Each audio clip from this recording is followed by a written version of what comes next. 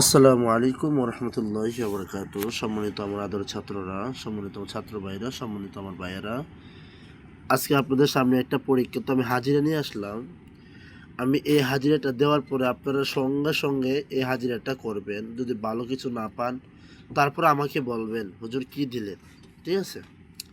তো আপনাদের দেখতে পাচ্ছেন আল্লাহ তাআলা একটা সিফাতি একটা নাম ইয়া কহার, এই নামটা হাজিরা করে এই আল্লাহ তাআলা সিফাতি নাম দিয়ে আপনারা হাজির করবেন।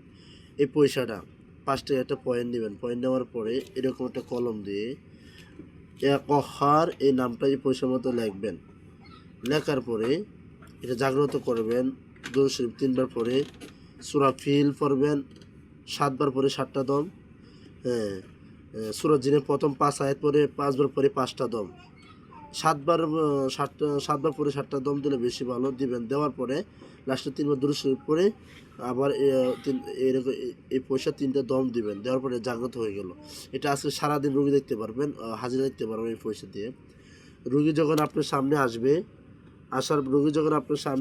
আসার পরে এই পয়সাটা রোগীর হাতে এভাবে ধরাই দিবেন। রোগীর হাত এভাবে মুষ্টি করে রাখবে, এভাবে রাখবে, হাত সামনে রাখবে, হাত এভাবে বলবে সামনে রাখতে, এভাবে মেলায় রাখতে। তখন আপনি সূরা ফিল পড়তে থাকবেন। ৭ বার পরে ৭টা দম দিবেন। সূরা জিন ৭ বার পরে প্রথম ৫ আয়াত ৭ বার পরে ৭টা দম দিবেন। তারপর অটোমেটিক দেখবেন রোগীর যদি জাদুর সমস্যা হয়ে থাকে রোগীর হাত এমন ভারী হয়ে যাবে, রোগী বলবে আমার হাত অনেক ভারী হয়ে গেছে। রোগী এভাবে হাত তুলতে পারবে না। আমার ভিডিও আছে, আমি ভিডিও দিব, রোগী হাত এভাবে তুলতে পারবে না, ঠিক আছে?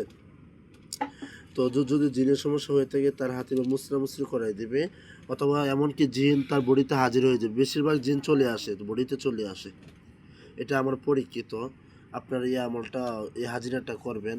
আমার যারা ছাত্র আছে, অছাত্র ভাইয়েরা সবাইকে আমি দোয়া করে দিলাম। হ্যাঁ, আদর মায়া ভালোবাসা, সবাই এই আমলটা করবা অবশ্যই। আজকে দিতেছি, আজকে করে আমাকে রেজাল্টটা জানাবো হুজুর। আলহামদুলিল্লাহ, এটা খুব পরীক্ষিত আপনি দিলেন, আমরা পেয়েছি, খুব পরীক্ষিত।